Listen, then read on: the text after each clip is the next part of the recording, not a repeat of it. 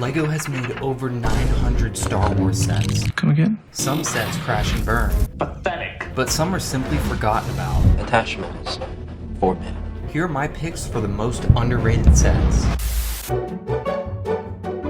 We're gonna start off with a dose of nostalgia. At number 11 is the Eisley Cantina. This set came out in 2004 and it has so much going for it. 4 exclusive minifigures including a blue arm printed Greedo, LEGO's first attempt at a Dubak, and Luke's Land Speeder. This retailed for $30 back in the day. That's a good deal. And it has seen some growth, going for almost $300 today. But comparing that to Cloud City, which was released around the same time, this is great bang for your buck.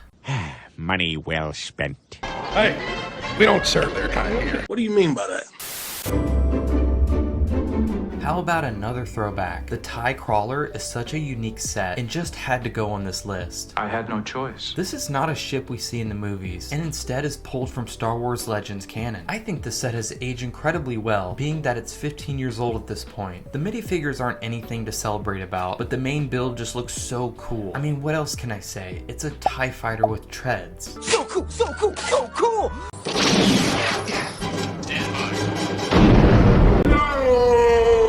Oh no! Anyway.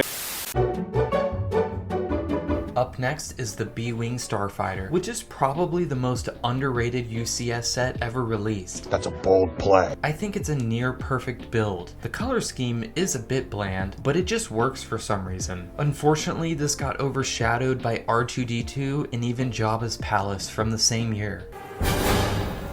You took everything from me. I don't even know who you are.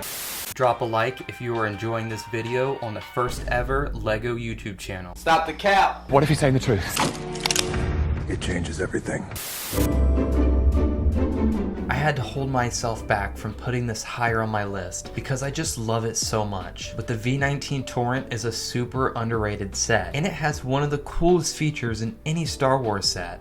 We will see about that. It uses hydraulic pistons to switch into flight mode, so when you pick it up off your shelf, it naturally transforms into a flying position. So cool. That was pretty much the coolest thing I've ever seen. Yeah, it's pretty cool.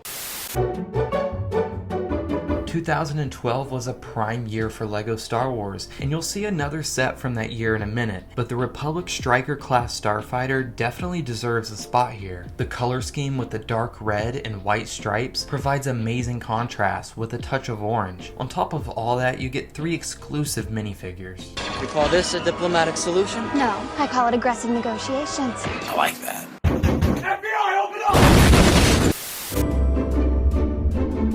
One of the more recent sets on this list is Anakins Pod Racer 20th Anniversary Edition. This is by far the best model of Anakins Pod Racer we have seen. And with the recent resurgence of the prequels, we never appreciated what we had here. It kind of boggles my mind that this set doesn't get more attention. That doesn't make it a goddamn sense.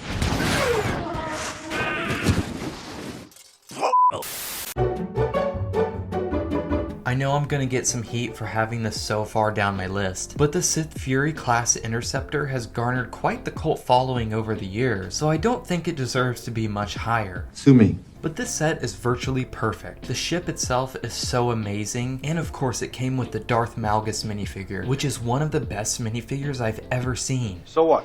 I guess they just don't make them like they used to, huh?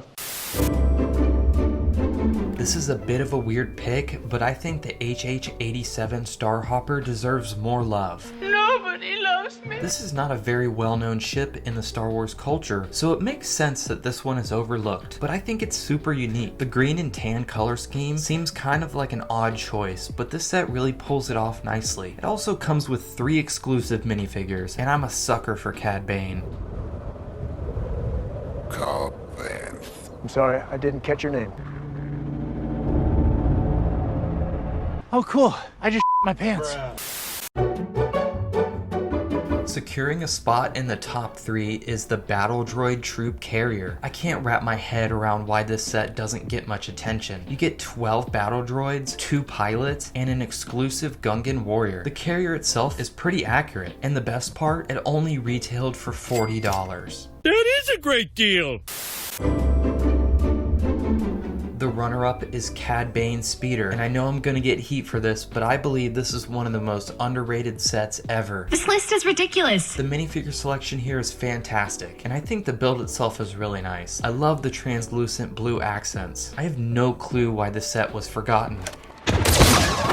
Now's about the time you jet off to your Bacta tank. But what the hell, boy? And even more so with the AT-AP Walker from 2008, which was around the time that I got into LEGO Star Wars myself. Now this set has seen some vast improvement in its newer versions, but I remember this set being a must-have back in the day, and now it's rarely spoken about.